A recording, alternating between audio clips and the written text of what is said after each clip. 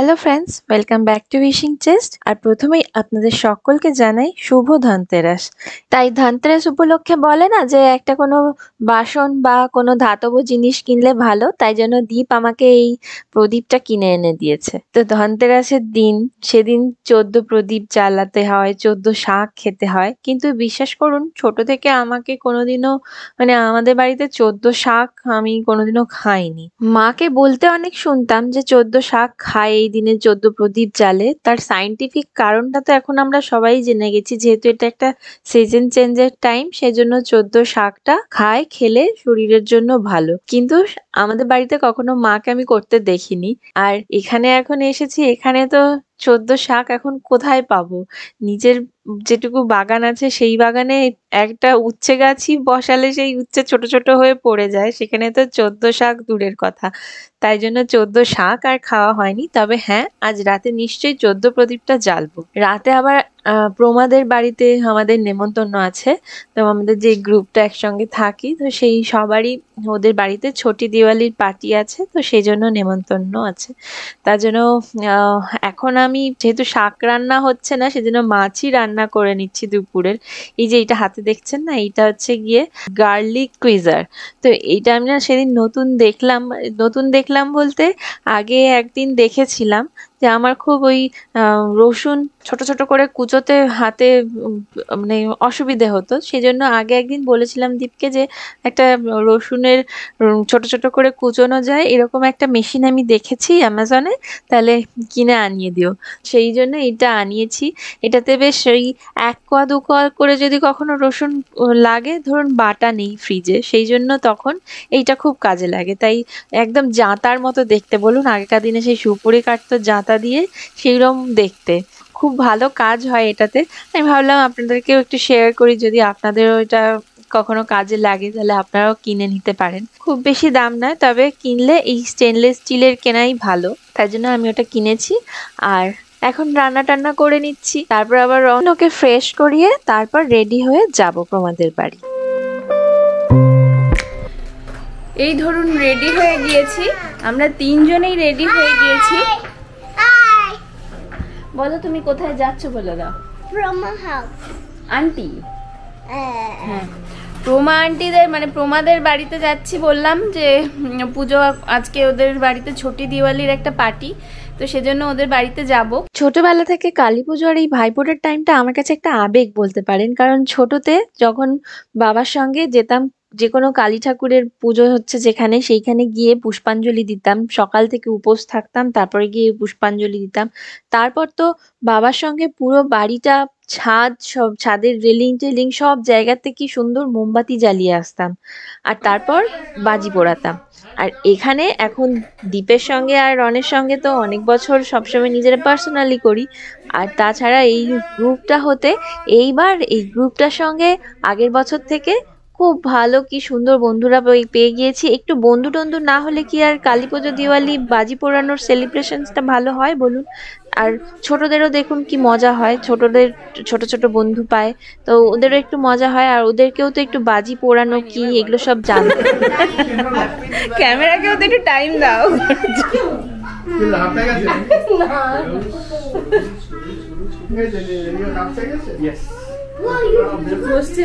আর এবার তো দিওয়ালির ছোটি দিওয়ালির পার্টিতে প্রমাদের বাড়িতে এসে ফুললি সারপ্রাইজ হয়ে গেলাম। যেহেতু দীপের কাল বার্থডে, সেজন্য ওরা প্ল্যান করেছিল চুপি চুপি যে আজকে এখানেই ওর বার্থডে সেলিব্রেশনটা স্টার্ট করে দেবে। সেজন্য হঠাৎ করে দেখলাম এরকম 2টো কেক এনেছে, আর কেক এনে বললো যে শিপ্ত বার্থডে বয়। তা আমি ভাবলাম যে বা এইসব করেছে, কিছু জানতেই পারিনি, তো বুঝতেও পারিনি। তার মধ্যে আবার প্রমারা ছিলও না আজকে, ওরা বেড়াতে গিয়েছিল, ফিরে এসে এত কিছু করেছে।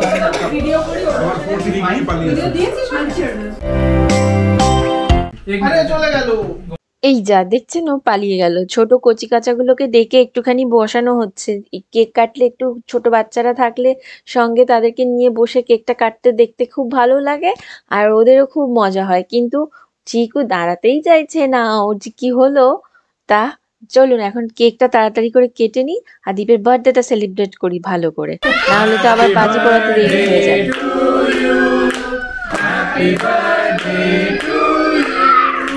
Happy birthday.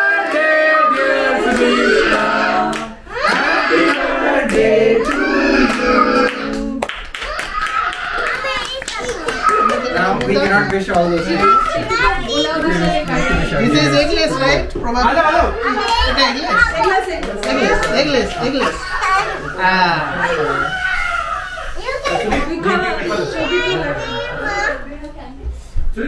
আমাকে দে তো একটা ছবি তুলে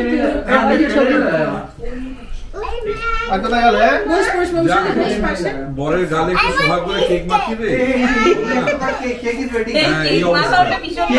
যা করছে মুখটা করেছে না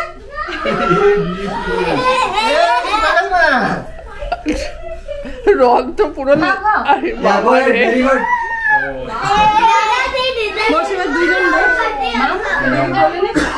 Remember you are growing. Next birthday. দেখেছেন বাবার গালে ছেলের কেক মাখানোর ধুমটা। ওকে এই ধরনের যে কোনো কাজ দিন, কোথাও রং ঘষো, কোথাও গিয়ে জল ছড়াও, কোথাও গিয়ে বালি ফেলো, কাউকে কিছু মাখিয়ে দাও, থেবড়ে দাও, সেগুলো করতে একদম ওস্তাদ। কোনো কিছু কনস্ট্রাকটিভ যে করে ফেলবে সে কিন্তু নয়। উফ বাবা, ওকে নিয়ে কি আর বলবো, অনেক মানে ওর কাহিনী বলতে গেলে। যাই হোক, তোমরা কি সুন্দর বাড়িটা টুনি লাইট দিয়ে ডেকোরেট করেছে দেখেছেন? ওরা প্রত্যেকবার যখনই এরকম কোনো পুজোর জন্য পার্টি বা যে কোনো পার্টি করে সেই সময় কিছু না কিছু একটা নতুনত্ব জিনিস দিয়ে সাজায়। আগেরবারে যখন গণেশ পুজো এসেছিলাম তখন দেখেছিলাম যে ওই যে আর্টিফিশিয়াল গাঁদা ফুলগুলো হয়, সেই গাঁদা ফুলের এক ধরনের সেই মালার মতো সেগুলো দিয়ে কি সুন্দর সাজিয়েছে। সেটা দিয়ে যদিও এখনো সাজানোই আছে। আর এবারে দিওয়ালি বলে এই দিওয়ালি স্পেশাল কি সুন্দর টুনি লাইটগুলো দিয়ে বাড়ির ভেতরটা এরকম ডেকোরেট করেছে।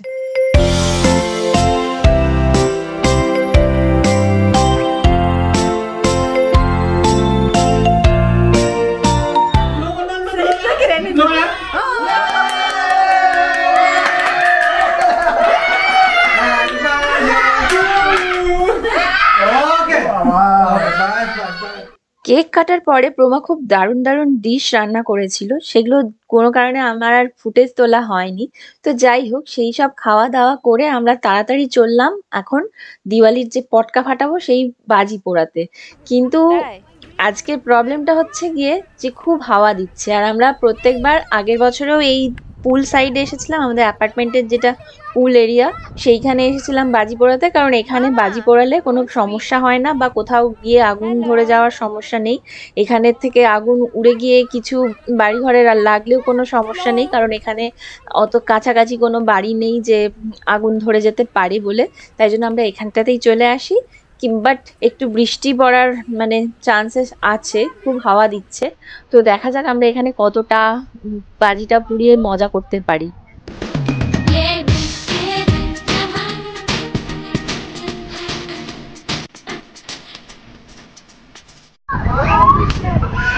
এই হলো গিয়ে ফুলঝুরঝুরিটার সাইজ, দেখা যাচ্ছে।